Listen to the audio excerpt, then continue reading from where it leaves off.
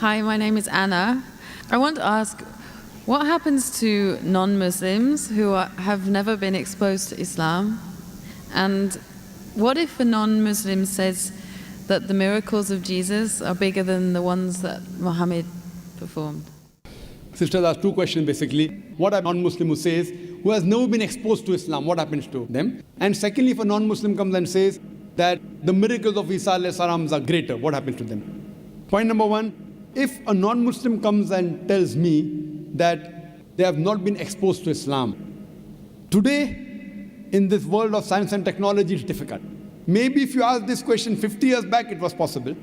Today, in this age of science and technology, especially the media bombarding misconception about Islam, you're exposed to Islam, maybe the wrong Islam, maybe pseudo-Islam, that Muslims are terrorists, Muslims are fundamentalists, Islam is a religion of killing, it degrades the woman, it subjugates the woman.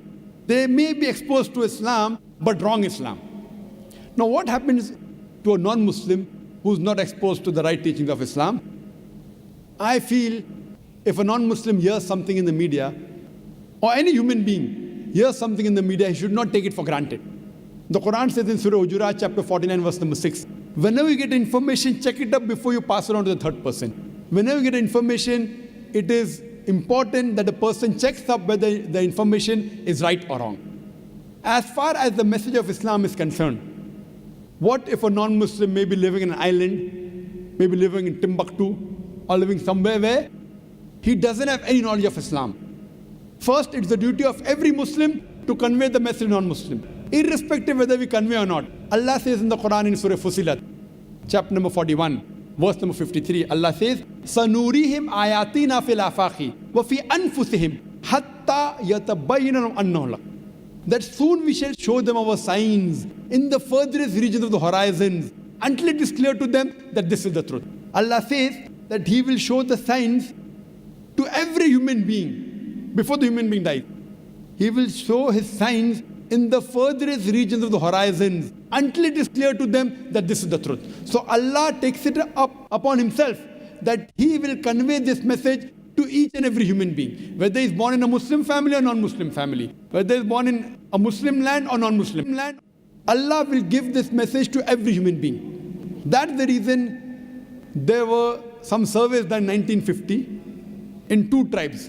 Now these two tribes, the Capaco tribe and the Australian aborigines, these two tribes did not come in contact with modern civilization till as late as 1950.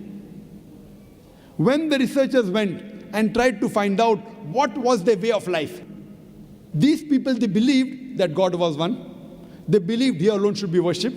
They believed He did not beget anyone. They did the sajda, they did prostration for worshipping that God.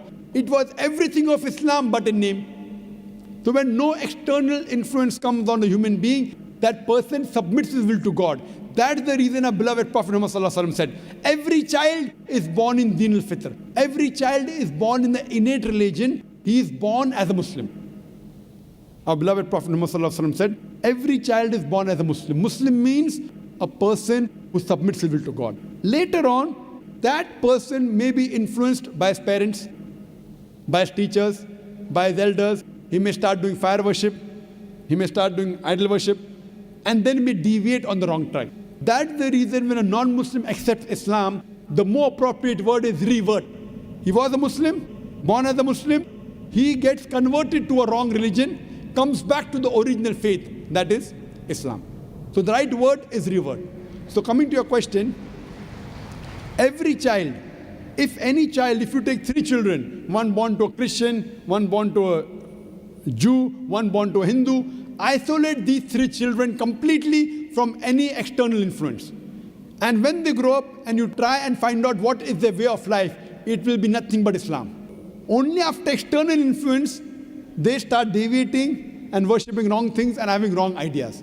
This is scientifically proven. Furthermore, sister, where your second question is concerned, that what if someone doesn't know Islam and thinks that Jesus Christ did miracles?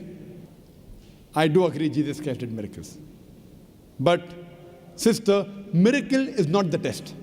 If you believe in Jesus Christ, peace be upon Him, if you read in the Bible, Jesus Christ, peace be upon Himself, says in the Gospel of Matthew, chapter number 24, verse number 24, it says that, "For there shall arise many false Christ and false prophets, and will do wonders and miracles, and if it were possible, shall deceive the very elect." So Jesus Christ, peace be upon him, says miracle is not the test. There shall arise many false Christ and false prophets, and shall do wonders and miracles, and if it were possible, shall deceive the elect. That means Jesus Christ, peace be upon him, says miracle is not the test. Miracle does not make a person a god. Miracle does not make a person superior, because all the miracles that were done by all the prophets were done by Almighty God himself. All the miracles.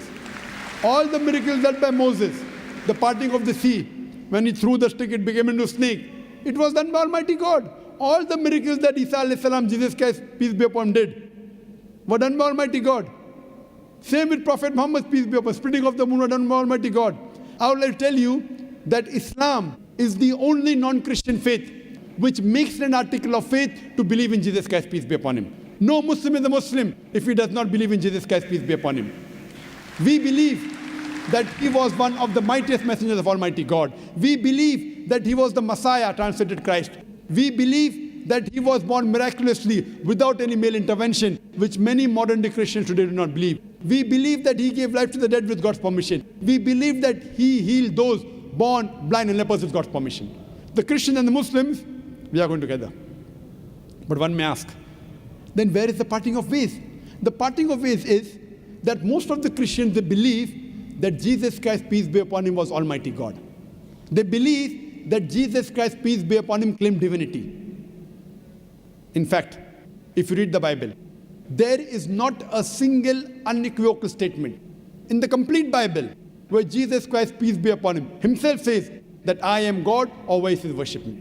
If, sister, you can point out any unequivocal statement, any unambiguous statement from any version of the Bible in which Jesus Christ, peace be upon him, himself says that I am God, always says worship me, I am ready to accept Christianity today.